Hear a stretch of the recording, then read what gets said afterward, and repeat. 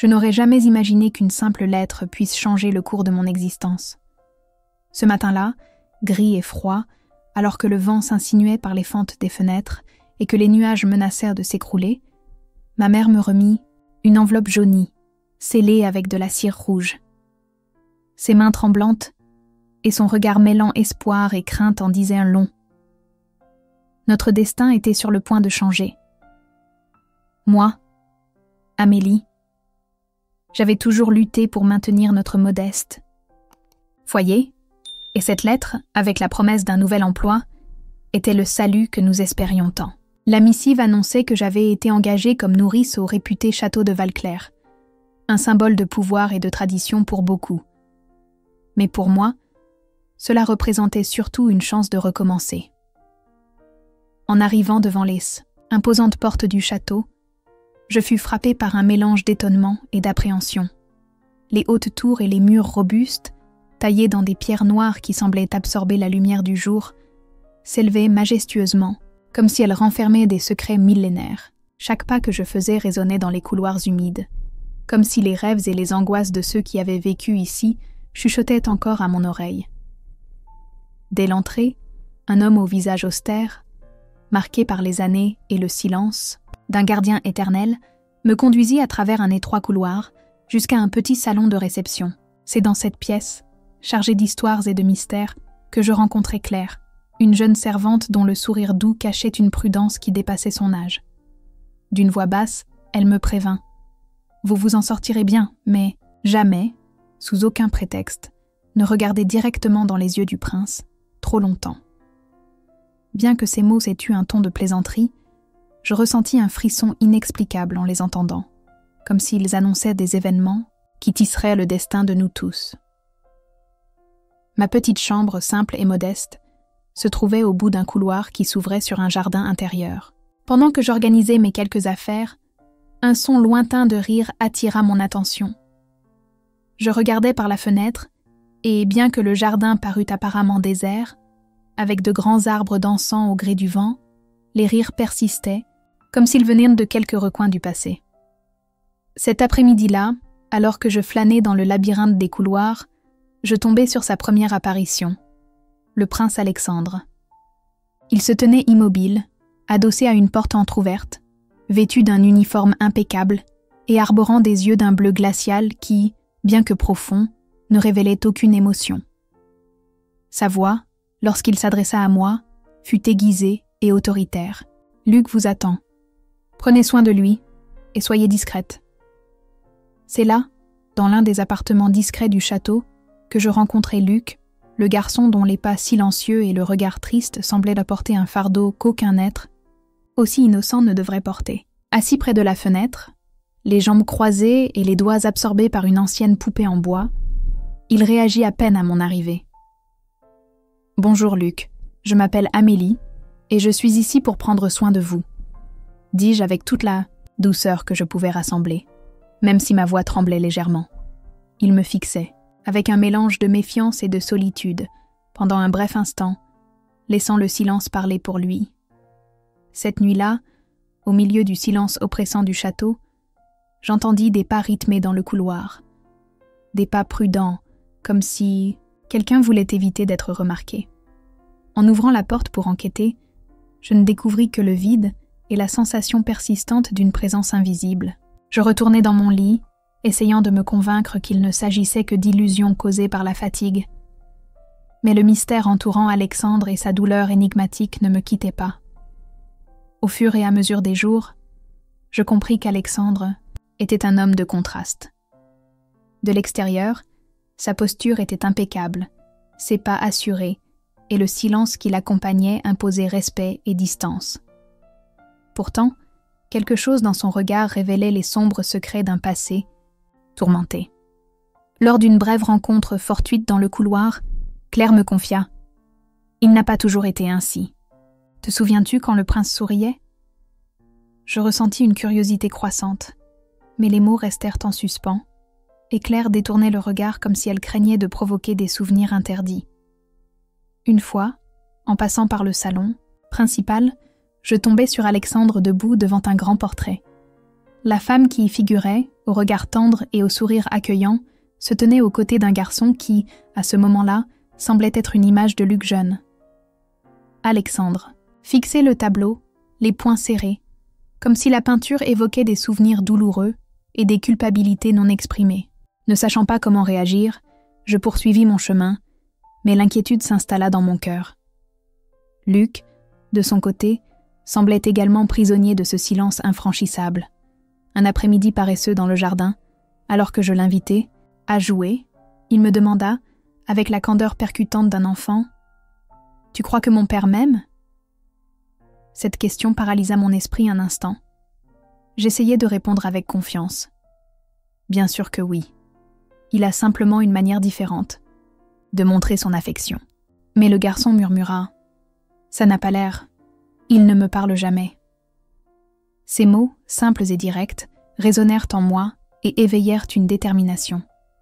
Il était nécessaire de trouver un moyen de reconnecter ce père distant à son fils solitaire. C'est alors que je décidai de créer un jeu, baptisé Chasseur de mémoire. Le principe était simple. Luc et moi explorerions les recoins du château de Valclair, à la recherche de petits objets chargés d'histoire. Dans le bureau d'Alexandre, nous trouvâmes une délicate plume dorée. Claire me confia que cette plume avait été utilisée par le prince pour écrire des lettres à sa bien-aimée, la défunte épouse, alors qu'elle se trouvait en mission officielle. En entendant cette histoire, les yeux de Luc brillèrent pour la première fois, et un sourire timide s'étira sur son visage. « Je veux en trouver d'autres, » dit-il, saisissant ma main avec un espoir contenu. À travers ses recherches et découvertes, je commençais à remarquer que les dessins de Luc étaient remplis d'images mélancoliques. Des arbres solitaires, des fenêtres closes, et une ligne noire qui, constamment, séparait les figures qui semblaient le représenter lui et un homme. Lointain. C'était comme s'il tentait, à travers ses gribouillis, d'exprimer la tristesse d'un lien brisé. Alors que ces moments tendres prenaient de l'ampleur, une figure imposante et presque redoutée dominait les coulisses du château. La reine-mère, avec sa présence froide et sévère, observait chaque mouvement avec un regard débordant de réprobation. Chaque fois que nos chemins se croisaient, son visage semblait accuser silencieusement. Un jour, alors que je rangeais des draps dans l'une des chambres, Claire murmura « Vous êtes exemplaire dans votre métier, mais la reine-mère n'approuve pas facilement. » Il devint clair que, pour elle, mon dévouement à l'égard de Luc était perçu comme une menace à la préservation d'un contrôle rigide sur la famille royale. Le véritable objectif de la reine-mère était d'assurer que la noble lignée restât incontestée. Et rien, pas même l'affection véritable, ne pourrait modifier cette situation. La tension s'accumula de manière inattendue un matin glacial, lorsque, tout en aidant Luc à s'habiller, 2 gardes pénétrèrent dans la chambre sans cérémonie. Ils exigèrent, froidement, une inspection de mes effets personnels. En ouvrant un tiroir de mon armoire, je découvris un collier de perles d'une brillance singulière. L'un des gardes affirma, d'une voix sévère, « C'est la propriété de la reine-mère. » Mon cœur s'emballa. Je savais que cela avait été planté pour me compromettre. Je fus conduite au salon principal, où Alexandre m'attendait, accompagné par la reine-mère et Madame de Victoire. Les accusations étaient directes et implacables. Vol. Avant même que je puisse me défendre, Luc fit irruption dans la salle, criant avec la sincérité typique d'un enfant. « C'est elle !» en désignant directement Madame de Victoire. L'ambiance plongea soudain dans un silence lourd. La reine-mère échangea un regard fulgurant avec sa fille, tandis qu'Alexandre, avec l'autorité indéniable de sa position, interrogea « Est-il vrai ce que dit l'enfant ?» Madame de Victoire tenta de nier, mais son expression trahissait sa culpabilité. Moi, tremblante, je murmurai simplement « Je voulais juste vous protéger, vous et votre fils. » Alexandre secoua la tête, déçu, et ordonna à Madame de Victoire de quitter le château immédiatement. Ainsi, je sentis, pour la première fois, que quelqu'un voyait au-delà de moi, comme une simple employée. Les jours qui suivirent furent marqués par un silence lourd de présage. Alors que j'essayais de créer des moments de joie avec Luc, l'atmosphère sombre du château devenait chaque jour plus oppressante. Pendant Une nuit où j'endormais le petit garçon avec des histoires douces, il m'interrogea, avec une innocence poignante. « Penses-tu que ma mère pense à moi ?» La question me paralysa un instant. J'essayai de répondre avec assurance, mais ma voix vacilla sous le poids de cette vérité non dite. Peu de temps après, lors d'une conversation discrète avec Claire, la vérité sur la mort de la princesse, épouse d'Alexandre, fit surface. D'une voix tremblante, Claire déclara « La mort de la princesse n'était pas un simple accident. Des rumeurs évoquent qu'il s'agissait d'un attentat, orchestré pour des motifs politiques.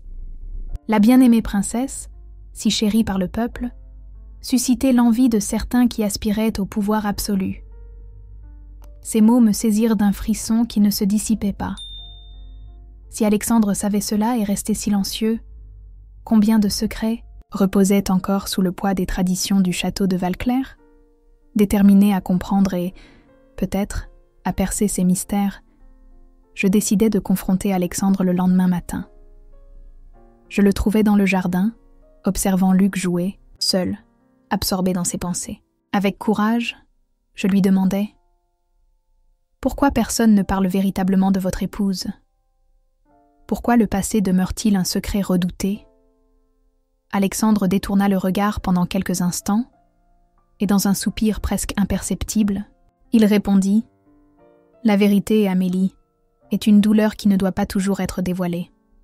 Elle est morte, et c'est cela qui compte. » Mais je savais que ce n'était pas suffisant. Luc ressentait l'absence non seulement de sa mère, mais aussi d'un père qui, silencieux, laissait transparaître toute sa propre douleur. Alors, avec toute la délicatesse possible, je répliquai « Cela importe à Luc. Il vous manque, ainsi que votre absence. » Pendant un bref moment, l'expression d'Alexandre sembla se dissiper, révélant une émotion qu'il avait longtemps lutté pour faire émerger. Mais avant que la conversation puisse approfondir, un garde, pressé, annonça qu'Alexandre avait été convoqué pour une réunion urgente. Des messages anonymes arrivaient au château, insinuant que des menaces planaient, visant peut-être Luc. Avec l'atmosphère d'insécurité qui régnait au château de Valclair, je sentis que je devais agir. Soutenu par Claire et le loyal conseiller Lord Hugues, je conçus un projet audacieux, transformer une partie des terrains du château en une école communautaire destinée aux enfants des villages voisins. Un symbole d'espoir, démontrant que la royauté et le peuple pouvaient coexister et transformer le passé. Une nuit sereine, tandis que Luc dormait profondément, je présentai l'idée à Alexandre. Imaginez, prince, si nous ouvrions les portes du château à la connaissance et au partage. Ce ne serait pas seulement un recommencement pour la royauté, mais aussi un pont vers le peuple. Alexandre me fixa avec des yeux bleus scintillants entre surprise et hésitation. « Vous désirez rompre avec les traditions ?»« C'est une opportunité, » répondis-je avec conviction, « de montrer que l'amour et la justice peuvent surmonter les barrières qui nous séparent. » Le silence qui s'ensuivit fut éloquent. Peu de temps après, Alexandre acquiesça avec un léger sourire, signe qu'il était prêt à prendre le risque. La tension atteignit son paroxysme lors de la nuit du bal. Invitée, initialement réticente à m'y rendre, je revêtis ma simple robe bleue, ajustai mes cheveux et pénétrai dans le majestueux salon. Là, les candélabres dorés et les compositions florales imprégnaient l'espace d'une lumière, annonçant l'arrivée d'une nouvelle ère. Et, parmi les nombreux regards qui se posaient sur moi, celui d'Alexandre se distingua. Il s'était détaché d'un groupe d'invités et, d'un pas décidé, s'approcha. « Amélie, puis-je avoir cette danse ?» demanda-t-il, sa voix ferme mais pleine d'une tendresse que peu connaissaient. Tandis que les violons jouaient, nous ouvrîmes un monde qui nous appartenait sur la piste de danse. Alexandre commenta, d'un ton presque chuchoté, « Vous n'avez pas l'air d'être quelqu'un qui s'intimide facilement. » Je lui répondis, avec une lueur de défi mêlée d'émotion. « Je n'ai pas grand-chose à perdre. » Cependant, notre moment fut brusquement interrompu par le tumulte d'un cri. Un garde entra dans la salle, portant un anneau incrusté de pierres précieuses, un objet jusqu'alors disparu, et déclarant, à l'étonnement général, qu'il avait été trouvé dans mes appartements.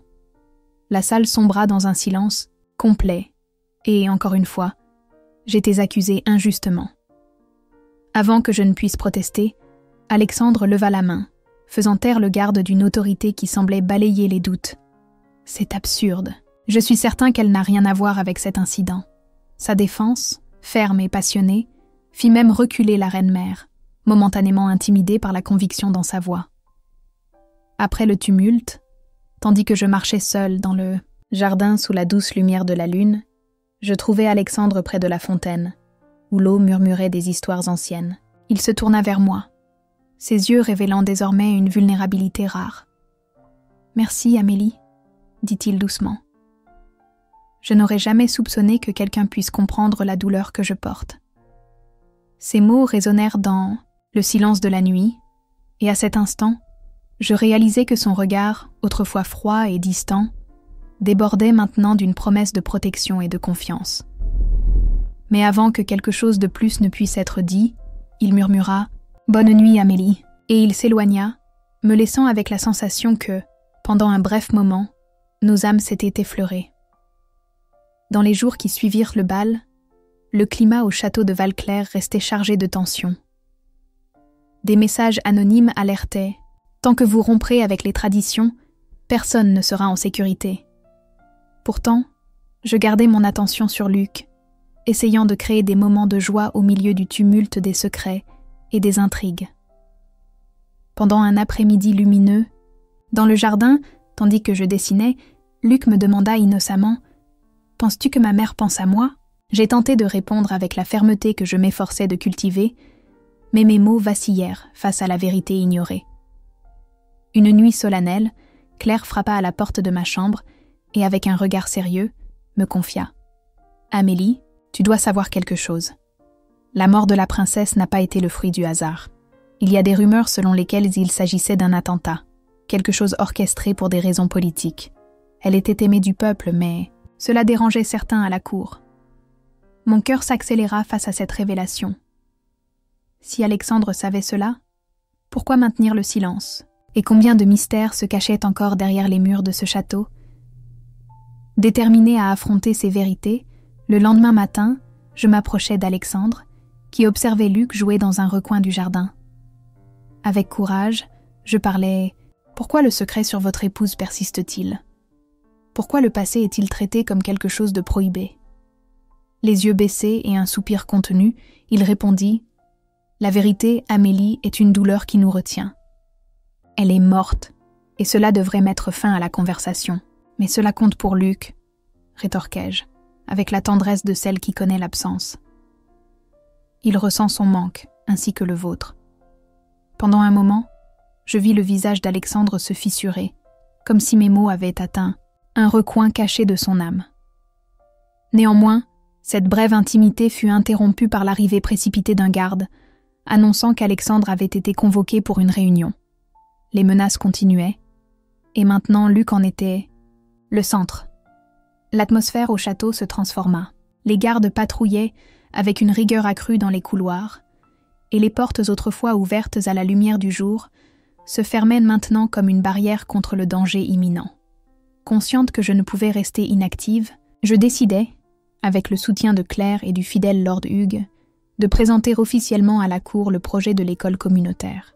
Dans un salon rempli de regards soupçonneux et de murmures réprimés, je parlais avec passion. Le château de Valclair doit être plus qu'un symbole de tradition. Que ce château s'ouvre au peuple, qu'il crée des ponts entre la royauté et les villageois, et que nos enfants puissent apprendre et grandir ensemble. Alexandre resta à mes côtés tout au long de la présentation, son regard bleu ferme et attentif. Lorsque je terminai, un silence profond envahit la pièce. Ce fut alors que, d'une voix claire et intrépide, Luc monta sur l'estrade et proclama « Amélie n'est pas seulement la nourrice, elle est notre famille, elle est celle qui a apporté l'espoir à cet endroit. » Le cri sincère de l'enfant résonna comme un appel au changement, amenant même la impassible reine-mère à incliner momentanément le regard. Les préparatifs pour un nouvel événement, la célébration d'une union qui symboliserait la renaissance de la famille, prirent forme. Le jour du mariage entre Alexandre et moi serait un jalon non seulement pour nous, mais pour tout le château de Valclair. Le matin de ce jour-là, alors que je rangeais mes quelques affaires et me remémorais chaque obstacle surmonté, je sentais qu'une nouvelle ère se levait. Luc jouait joyeusement dans le jardin, symbole de l'espoir qui commençait à fleurir. En entrant dans la chapelle, l'ambiance était décorée de fleurs vibrantes et d'arrangements dorés, un contraste avec le passé sombre. À l'autel, je trouvais Alexandre, imposant, mais avec un regard tendre que seul moi pouvais déchiffrer. « Amélie, tu as apporté de la lumière à cet endroit et ravivé l'espoir dans mon cœur, » déclara-t-il d'une voix ferme mais pleine d'émotion. Nos vœux furent prononcés avec sincérité et au son des cloches, le château se transforma en un décor de réconciliation. Alexandre, devant les regards attentifs de la cour, annonça « Aujourd'hui, nous entamons une nouvelle ère non seulement pour la royauté, mais pour tous ceux qui croient au pouvoir de l'amour et de la justice.